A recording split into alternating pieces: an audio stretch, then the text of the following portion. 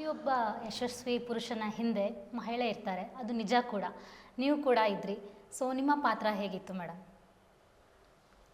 ನಾವು ಶುರುವಾದಾಗ ಹೇಳಬೇಕು ಅಂದರೆ, ಅವರು ರಾಜಕೀಯಕ್ಕೆ ಶುರುವಾದಾಗ ಒಂದು ಯಾವ ಥರ ಇತ್ತು ಅಂದರೆ ಪರಿಸ್ಥಿತಿ, ನಾವು ಸೋಷಿಯಲ್ ಲೈಫ್ಗೆ ಬರಲೇಬೇಕು ಅಂತ ಒಂದು ತೀರ್ಮಾನ ಮಾಡಿ ಅವರು ರಾಜಕೀಯವಾಗಿ ಎಂಟ್ರಾದಾಗ ಪ್ರವೇಶ ಮಾಡಿದಾಗ ಆರಾಮಾಗಿ ನಮ್ಗೆ ಏನು ಅನ್ನಿಸ್ತು ಅಂದರೆ, ಏನೋ ಒಂದು ಸಾಧನೆ ಮಾಡ್ತಾಯಿದ್ದಾರೆ, ಅವ್ರಿಗೆ ನಾವು ಒತ್ತಾಸೆ ಕೊಡಬೇಕು, ಅವ್ರು ಮುಂದುವರಿಬೇಕು. ಇವಾಗ ಒಂದು ರಾಜಕಾರಣ ಅಂದರೆ ಹೇಗೆ ಅಂದರೆ, ಒಬ್ಬ ಮನುಷ್ಯನ ಒಂದು ಪ್ರಶಂಸೆಯಿಂದ ಮತ್ತು ಅವರ ಮಾಡೋ ಕೆಲಸ ಇದೆಯಲ್ಲ, ಅದು ಭಾಳ ಮುಖ್ಯ ಆಗುತ್ತೆ. ನಮ್ಮ ಸೋಮಣ್ಣವ್ರಿಗೆ ಏನಪ್ಪ ಅಂದರೆ, ಭಾಳ ಜನಪರ ಕಾಳಜಿ ಜಾಸ್ತಿ. ಅವರೇ ಜನಪರ ಯೋಜನೆ ಮಾಡಿಕೊಂಡು ಯಾವುದೋ ಒಂದು ಕೆಲಸ ಮಾಡಬೇಕು ಅಂತ ಭಾಳ ಉತ್ಸುಕರಾಗಿದ್ದರು. ಆ ಸಂದರ್ಭದಲ್ಲಿ ಅವ್ರಿಗೆ ಅವಕಾಶ ಸಿಕ್ತು 83ರಲ್ಲಿ. ಅವರು ಆವಾಗ BBMP ಮಹಾನಗರ ಪಾಲಿಕೆಯ ಒಂದು ಸದಸ್ಯರಾಗಿ ಎಲೆಕ್ಷನ್ ನಿಂತ್ಕೊಂಡ್ರು. ಅವಾಗ ನಮ್ಗೆ ಅನಿಸಿದ್ದೇನೆಂದರೆ, ಒಬ್ಬ ನಮ್ಮ ಮನೆಯಿಂದ ಒಬ್ಬರು ಸೋಷಿಯಲ್ ವರ್ಕ್ ಮಾಡಲಿಕ್ಕೆ ಹೋಗ್ತಿದ್ದಾರೆ, ಅವ್ರಿಗೊಂದು ಒತ್ತಾಸೆ ಕೊಡೋಣ. ಅವರು ಮುಂದುವರೆದಾಗ ಜನಗಳಲ್ಲಿ ಒಂದು ಕೆಲಸ ಮಾಡಿ ಒಳ್ಳೆಯ ಹೆಸರು ತೊಗೊಂಡ್ರೆ ನಮಗೆಲ್ಲರಿಗೂ ಖುಷಿಯಾಗತ್ತೆ. ನಮ್ಮ ಮನೆಯೂ ಒಬ್ಬ ವ್ಯಕ್ತಿ ಒಬ್ಬ ಜನರ ಮಧ್ಯೆ ಪ್ರತಿನಿಧಿಯಾಗಿ ಇರ್ತಾರೆ ಅನ್ನೋ ಒಂದು ಆಸೆಗೆ ನಾವು ಶುರು ಮಾಡಿದ್ವಿ. ಅಂದರೆ ನಮ್ಮದು ಒಂದು ಆಸೆ ಅಂತಲೇ ಹೇಳಬೇಕು. ಯಾಕಂದರೆ ಇಲ್ಲದಲೇ ನಾವು ಹೆಂಗೆ ಹೋಗೋಕ್ಕಾಗತ್ತೆ, ಆಸೆ ಇಲ್ಲದೇ ಮುಂದಕ್ಕೆ ಹೋಗೋಕ್ಕಾಗಲ್ಲ.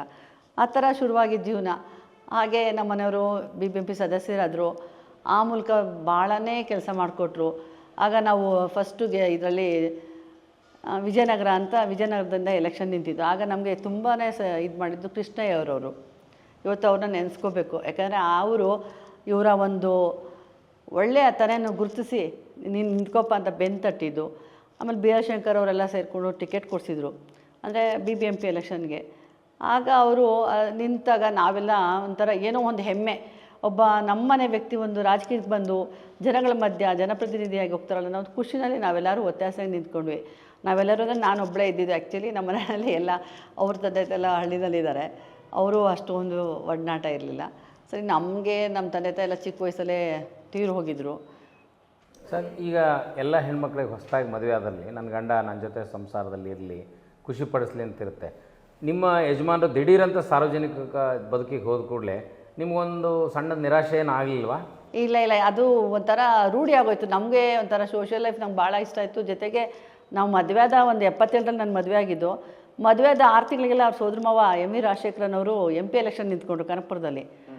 ಆಗ ಅವರು ಏನೂ ತಲೆ ಕೆಡಿಸ್ಕೊಳ್ಳ, 1 ತಿಂಗಳ ಮಟ್ಟಿಗೆ ನಮ್ಮ ಮನೆಯೆಲ್ಲ ಬಿಟ್ಟು ಎಲೆಕ್ಷನ್ಗೆ ಹೊರಟೋಗಿದ್ರು. ಆಗ ನಮಗೆ ಅನ್ನಿಸ್ತು, ಇದು ಏನೋ ಅವ್ರಿಗೆ ಸೋಷಿಯಲ್ ಲೈಫಲ್ಲಿ ಇಷ್ಟ ಇದೆ, ನಾವ್ಯಾಕೆ ಅವ್ರು ತೊಂದರೆ ಕೊಡಬೇಕು ಅನ್ನೋ ಒಂದು ಭಾವನೆ ನನ್ನ ಮನಸ್ಸಲ್ಲಿ ಬೆಳೆದ್ಬಿಡ್ತು. ಅದರಿಂದ ನನಗೇನು ಅಂತರ ನಿರಾಸೆನೂ ಆಗಲಿಲ್ಲ, ಆಶ್ಚರ್ಯನೂ ಆಗಲಿಲ್ಲ. ಸೋಮಣ್ಣವರು ಕರಿಯರನ್ನು BBMP ಸದಸ್ಯರಾಗಿ, ಶಾಸಕರಾಗಿ, ವಿಧಾನ ಪರಿಷತ್ತಿನ ಸದಸ್ಯರಾಗಿ, ಲೋಕಸಭಾ ಸದಸ್ಯರಾಗಿ, ರಾಜ್ಯದಲ್ಲಿ ಮಂತ್ರಿಯಾಗಿ, ಕೇಂದ್ರದಲ್ಲಿನೂ ಮಂತ್ರಿ ಆದರು. ಅಂದರೆ ಎಷ್ಟು ಒಬ್ಬ ಸಾಮಾನ್ಯ ಮನುಷ್ಯನ ಬೆಳವಣಿಗೆ ಇದೆಯಲ್ಲ, ಇದು ಪವಾಡ ಸದೃಶ ಅಂತ ಕರಿತೀವಿ. That is the beauty of democracy. ಆಗ ನೀವು ಅದನ್ನೆಲ್ಲ ಗಮನಿಸ್ತಾ ಬಂದಿರಲ್ಲ, ನಿಮ್ಮಲ್ಲಿ ಮನಸ್ಸಿನಲ್ಲಿ ಏನೇನು ಸಾಮಾಜಿಕ ಕ್ಷೇತ್ರದಲ್ಲಿ ಭಾವನೆಗಳು ಶುರುವಾದವು? ನನಗೆ ಅನಿಸಿದ್ದು, ಅವರು ಒಂದು ಕೆಲಸ ಕಾರ್ಯ ನೋಡಿದಾಗ ಅವ್ರ ಜನಗಳ ಜೊತೆ ಸ್ಪಂದನೆ ಮಾಡ್ತಿದ್ದು, ಮತ್ತು ಬಡಬಗ್ಗರನ್ನ ಗುರುತಿಸಿ ಅವ್ರಿಗೇನು ಅವಶ್ಯಕತೆ ಇದೆ ಅನ್ನೋದು ತೀರಿಸ್ತಿದ್ರು. ಇವಾಗ ಒಂದು ರಸ್ತೆನಲ್ಲಿ ಹೋಗ್ತಿದ್ದಾಗ ಒಂದು ಚರಂಡಿ ವ್ಯವಸ್ಥೆ ಸರಿ ಇರಲಿಲ್ಲ ಅಂದಾಗ ತಕ್ಷಣ ಅದು BBMP ಅವ್ರಿಗೆ ಫೋನ್ ಮಾಡಿ ಕರೆಸಿ ಅದನ್ನು ಕರೆಕ್ಟ್ ತಕ್ಷಣ ಸರಿ ಮಾಡಿಸ್ತಿದ್ರು. ಮತ್ತು ನಿಮ್ಗೆ ಗೊತ್ತಿದೆಯೋ 87ರಲ್ಲಿ ನಮ್ಮಲ್ಲಿ ತುಂಬ ಫ್ಲಡ್ ಆಗ್ತಿತ್ತು. ನಾವು ಇವರು BBMP ಸದಸ್ಯರಾದಾಗ ಫಸ್ಟು ಚೋಳ್ರುಪಳ್ಳಿ ಅಂತ ಇತ್ತು, ಅಲ್ಲಿ ತುಂಬಾ ಒಂದು ಕಾಲುವೆ ಹರಿತಿತ್ತು. ಅದು ಹೆಂಗೆ ಅಂದರೆ, ಮಳೆ ಬಂತು ಅಂದರೆ ಓವರ್ ಫ್ಲಡ್ಡಾಗಿ ಮನೆಗಳಿಗೆಲ್ಲ ನುಗ್ಬಿಡೋದು, ಆ ಥರ ಪರಿಸ್ಥಿತಿ ಇತ್ತು.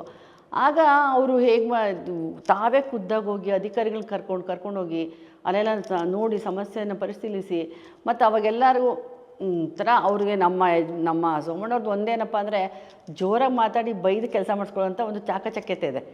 ಅವ್ರಿಗೆ ಕೆಲಸ ಆಗಬೇಕಷ್ಟೇ, ನೀವು ಯಾವರೇ ಅಧಿಕಾರಿಯಲ್ಲಿ ಕರೆಸ್ಬಿಟ್ಟು ಕೆಲಸ ಮಾಡಿಸೋವಂಥ ಒಂದು ಇದಿದೆ, ಅವ್ರಿಗೆ ಶಕ್ತಿ ಇದೆ. ಇದರಲ್ಲಿ ನಾವು ನೋಡಿದಾಗ, ಹತ್ತದಿಂದ ನೋಡಿದಾಗ, ಇಷ್ಟೆಲ್ಲ ಒಳ್ಳೆ ಕೆಲಸ ಮಾಡ್ಬೇಕಾದ್ರೆ ನಾವೆಲ್ಲ ಯಾಕೆ ಸಹಕಾರ ಕೊಡಬಾರ್ದು ಅನ್ನೋದೊಂದು. ಜೊತೆಗೆ ನನಗೆ ನಾವು ಬೆಳೆದಿದ್ದ ರೀತಿ ಹೆಂಗೆ ಅಂದರೆ, ಜನರ ಮಧ್ಯೆ ಬೆಳೆದಿರೋದ್ರಿಂದ ನನಗೆ ಇದೇನು ವಸ್ತು ಅನ್ನಿಸ್ಲಿಲ್ಲ. ಯಾಕಂದ್ರೆ ನಮ್ಮ ತಾಯಿ ಮನೆಯಲ್ಲೂ ನಮ್ಮ ಮನೆಗೆ ಯಾರೇ ಬಂದ್ರೂ ಆತಿಥ್ಯ ಮಾಡ್ಬೇಕಾದ್ರೆ ನಮ್ಮ ತಾಯಿ ಭೇದ ಭಾವ ಮಾಡ್ತಿರಲಿಲ್ಲ. ಮತ್ತು ನಮ್ಮಲ್ಲಿ ಬಸವಣ್ಣವ್ರ ತತ್ವ, ಯಾವುದೇ ಕಾರಣಕ್ಕೂ ಜಾತಿ ನೋಡ್ದಲೆ ಇವನ ಆರವ ಅಂದಲೆ ಎಲ್ಲರೂ ನಮ್ಮವರು ಅಂತ ನಡೆಸ್ಕೊಂಡು ಹೋಗ್ತಿದ್ದ ಅಂಥ ಮನಸ್ಥಿತಿ ನಮ್ಮದಿತ್ತು. ಆದ್ದರಿಂದ ನಮಗೇನಾಯಿತು, ಇದು ಜನಗಳ ಜೊತೆ ಬೆರ್ಕೊಳ್ಳಿಕ್ಕೂ ಅನುಕೂಲ ಆಯಿತು. ಜೊತೆ ಕೆಲಸ ಕಾರ್ಯದಲ್ಲಿ ನಾನು ಸಹಕಾರ ಮಾಡಲಿಕ್ಕೂ ನಂಗೆ ತುಂಬ